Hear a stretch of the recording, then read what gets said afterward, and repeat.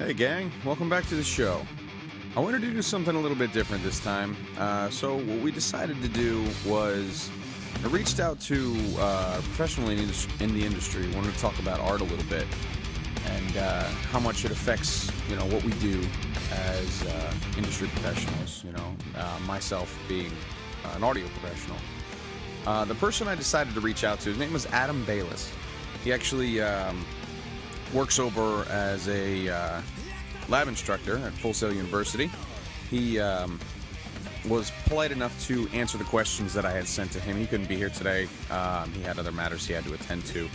But I figured I would read to you guys basically what we talked about, and we could go from there. So let's get started. The first question that I had for him, I asked him, what do you see as the role of visual arts in society today, particularly within your profession?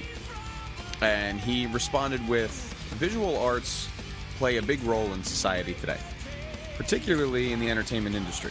Video screens, LED walls, and pixel mapping lighting fixtures are being used to enhance the atmosphere of live events.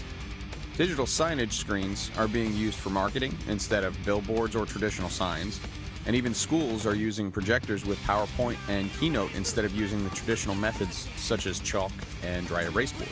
But I asked him after that, new communications and media technologies make imagery almost instantly available.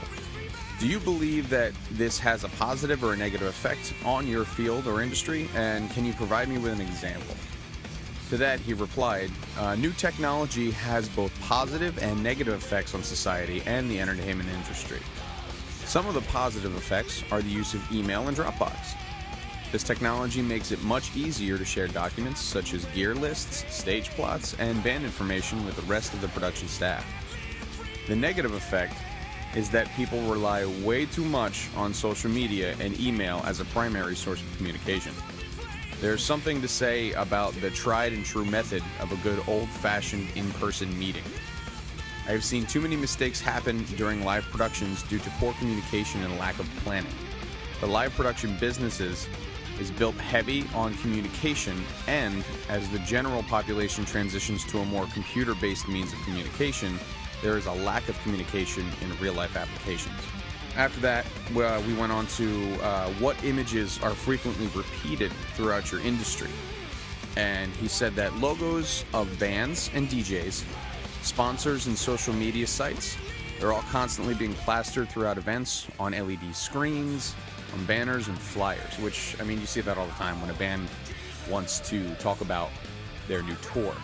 They'll make out these flyers, they'll post them all over the place, they'll put them on Facebook, they'll put them on Twitter, they'll put them on their website, they'll send out emails to their subscribers. So you see that sort of stuff all the time. We also said, I asked him, who is one of your favorite visual artists or what is your favorite style of visual art? And his actual response to that was, my favorite visual style of art is graffiti. And he said, yes, it is art. So there's a lot of people that would take issue with that. They would say that it's not art. They would say that it is just vandalism, which I think graffiti is kind of resurfacing in a good way. And the last question that I had for him was, has your knowledge of famous artworks influenced your creative process? And he said, yeah. Studying the works of graffiti writers, album art, and club flyers had helped him with the creative processes of designing promotional material for events, which is, it's a necessary evil these days. A band needs promotional material. If you build it, they will come. If you advertise it, people will know about it. So it absolutely makes sense. But that's pretty much all I got for you guys today. I want to say thank you to Adam. He decided to, take some time out of his day to answer those questions for me. I want to thank him about that, and I hope this was informational for all you guys. And we'll see you again soon with another podcast coming through, and we'll see what happens. We'll see what the topic is then. You guys have a good one.